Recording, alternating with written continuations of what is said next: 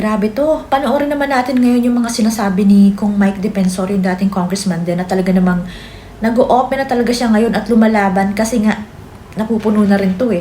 Sinasabi niya talaga kung sino tong mga tao na maaaring sumunod at delikadong mahulog din sa bangin katulad ni Yusek Cabral.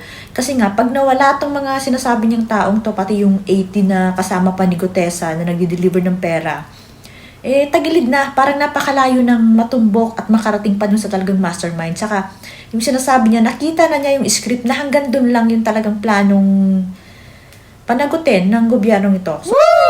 Si Secretary Manny Bonoan, Executive Secretary Bersamin, Department of Budget Secretary Amina Pangandaman, yung 90 na kasama ni Sergeant Gutesa na nagdi-deliver ng pera, at si Paul Estrada at si Mark Texay.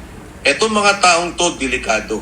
Etong mga taong to, pagka talagang nawala, sabihin na natin yung nangyari sa kanilang, huwag naman sana mangyari, pero kung sila'y nawala, katulad ng pagkakawala ni Undersecretary Cabral, matatahimik yung issue. Wala tayong makitang ebidensya. Itong dalawa, si Mark Texay, at saka itong si John Paul Estrada, delikado itong dalawang to. Dahil ito lang dalawang to, bukod kay Saldi, ang nakakaalam ng kabuuan ng budget. Pansinin niyo yung binanggit ni Director District Engineer Alcantara. Di ba sabi niya, may tumatanggap po ng pera si Mark at si Paul. So siyempre, nakalista yun sa dalawa. Ito galing kay Alcantara, ito yung budget na to. Pero hindi naman si Saldi. May ledger din siya, sinasabi niya, ito yung mga pondo at dito nang galing. Paano? Pagka nawala tong dalawang to, nawala si Saldi ko. So yung sentro ng pag nagkakaperahan sa loob ng gobyerno, ito yung nakakaalam si Saldi ko. Hindi lang DPWH yan.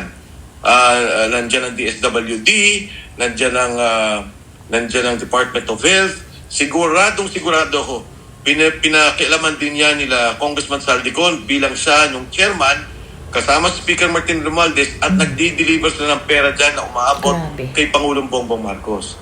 Pagdating naman doon sa DPWH, maganda kasi kay Yusek Cabral, alam niya na yung buo eh. Nakita niya yung buo. Si Yusek Bernardo may mga ilang kausap, may ginagawa. Pero ito talaga, si Secretary Cabral, nakakita ng buo. At dalawa lang tao yan sa aking pananaw.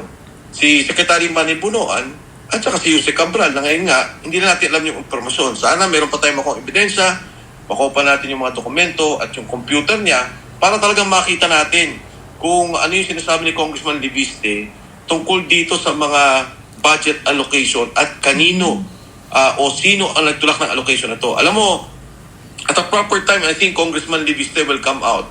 Dahil alam ko rin naman, at may nakukuha ko mga bali-balita, na nakuha niya rin ata yung ilan doon sa mga impormasyon yun.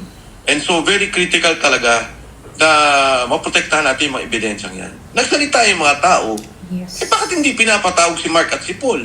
Nung si Saldi, ilang buwan? 3 buwan ata siyang hindi pinatawag, 4 na buwan. Nung itinuro niya na si Pangulo, 7 araw, nagkaroon ng kaso, na-cancel yung passport, tapos hinahabol na nila.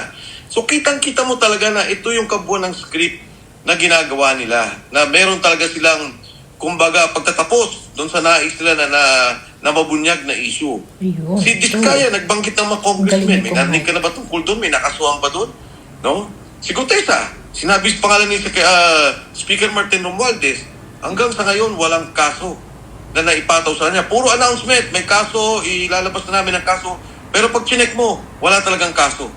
Walang sinasabing, in fact, ang sinabi pa ng ICI kay Speaker Martin Romualdez, ay wala silang nakikitang pagkakamali sa kanyang role o sa kanyang pamumuno bilang Speaker ng So ayun na nga, grabe 'di ba? Ayan, wala na si Yusek Cabral kasi nga siya talaga pala yung nakakaalam ng lahat eh. May listahan siya, alam niya yung mga record, kaya naman pala pilit na pinagkakaguluhan at pilit na kinukuha ng DOJ, ng basta yung mga kunyari nag-iimbestiga, yung files niya, yung laptop niya, saka yung gadget niya. Akalain mo, parang hindi ibibigay yung katawan niya kapag hindi kapalit ng cellphone niya, di ba? As in talagang andun siguro talaga. Alam na alam talaga niya yung mga nangyari. Kung magsasalita siguro talaga to, kung hindi nawala, medyo malupit yung patutunguhan. Kaya lang, wala na siya ngayon. So, si Kong Libestre na lang yung maaring may hawak siya eh. Sabi niya, may hawak siya. Hindi lang natin alam kung lahat ba ay nasa kanya yung files ni, kung na-transfer ba lahat sa kanya, yung mga alam ni, yung mga record ni Yusek Cabral. Sana. Sana naman. Kasi ang galing din tong batang to eh. Nagday-delikado nga din to eh, tong congressman na to.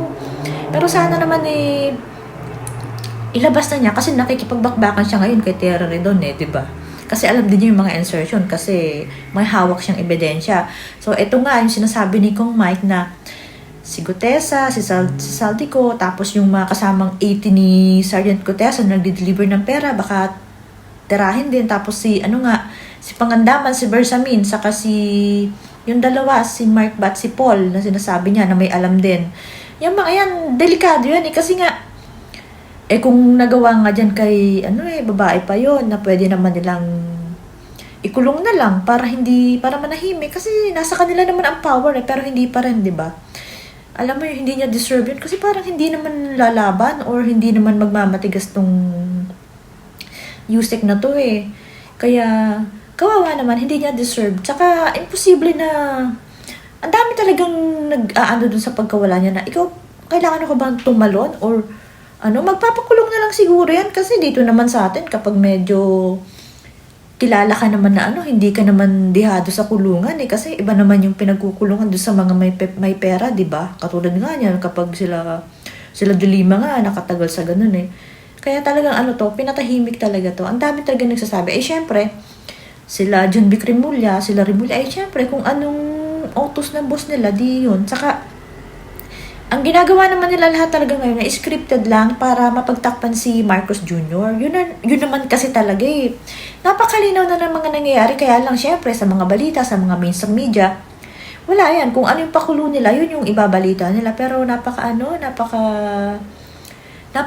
Parang hindi niya deserve tong pagkawala niyang to kung iisipin mo si Yusek Cabral, di ba? Saka ang dami pang kwento. Sa bagay, yan namang lahat ng yan ay panglihis talaga. Ang lupit nga nila eh, parang panglihis na tapos yung talagang nila ay yung talagang may hawak ng ebidensya at yung alam lahat ng ginawa nilang kalokohan.